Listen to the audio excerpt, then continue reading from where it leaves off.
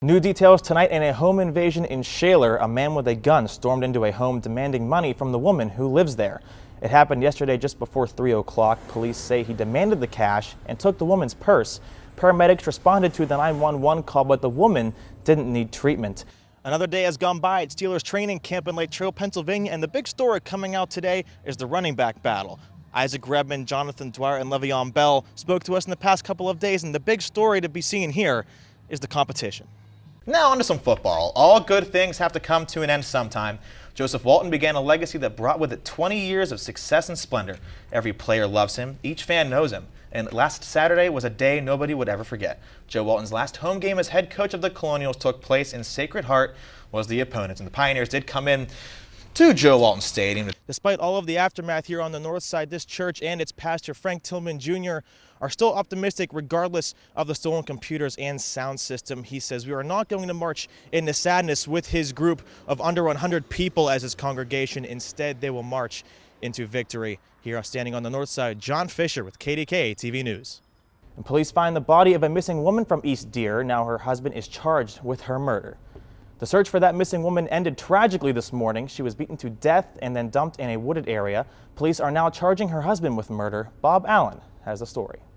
Leave that. Who could have predicted that? Well, her gold medal in Greece would have done something. All anyway, of her awards, coming up everything. next, we have the football update from the Coraopolis Magistrate, in which you were a part of. Yes, I was. I was there this morning. So you were in the cold. It was freezing. Men's hockey and women's hockey from the 84 Lumber Arena, and a couple of awards dished out Yeah. for their work in the classroom and not the ice. Coming up next. We're following a developing story tonight out of San Francisco where an Asiana Airlines Boeing 777 coming from South Korea crashed on landing this afternoon. So far, there are reports that 2 people died and a dozen more are injured. San Francisco-bound flights are being diverted to nearby airports. Adriana Diaz has the latest. It was a beautiful day in Clinton Township while friends and family were gathering for a 60th anniversary party, and unexpectedly, a hayride went haywire.